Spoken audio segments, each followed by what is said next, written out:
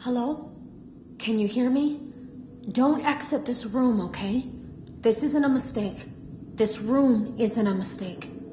I had to hide these logs away from the core gameplay files, in a place that only a beta tester would look, and in a place where the files could be protected.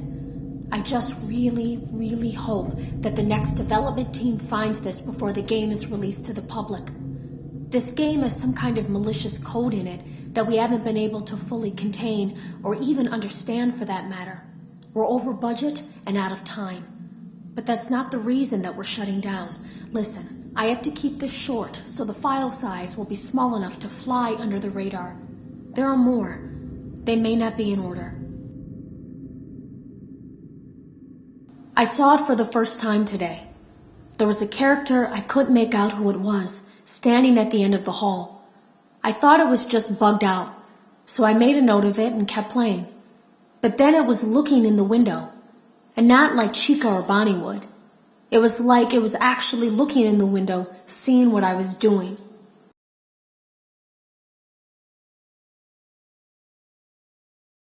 I heard a pretty heated conversation this morning between Dale, our manager, and someone else on the line.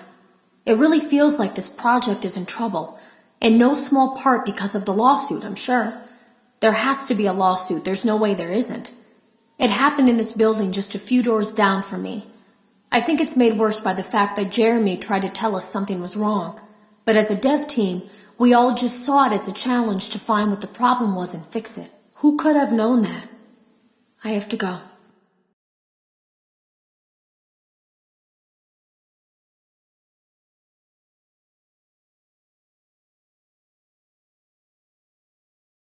Have you ever heard of a guillotine paper slicer?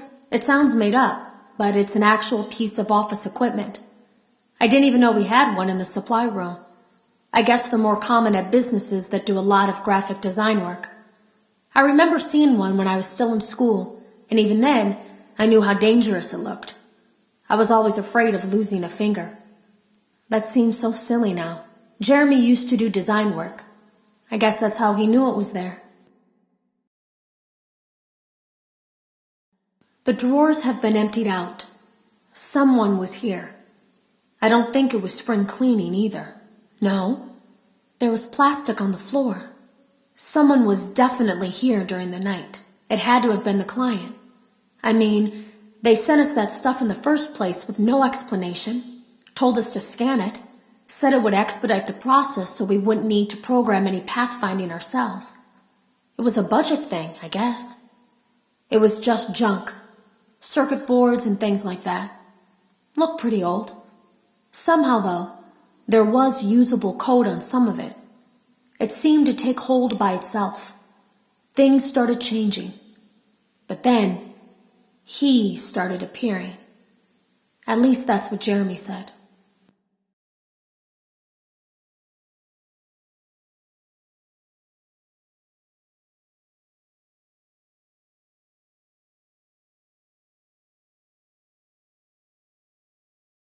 I came in early that morning.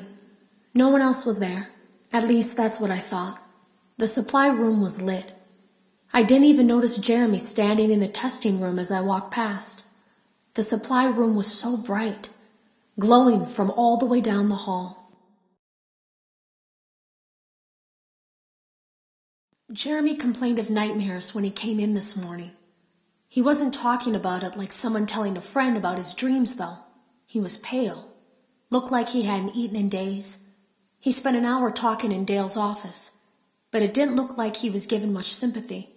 When he came out, he went directly back to the testing room. He doesn't even jump anymore. Nothing scares him. He just stands there like he's talking to someone. Sometimes he rocks from side to side. We were told to leave him alone. I knew I was in line to do the testing next. They'd been prepping me for it. I guess they knew that Jeremy would need to be replaced soon.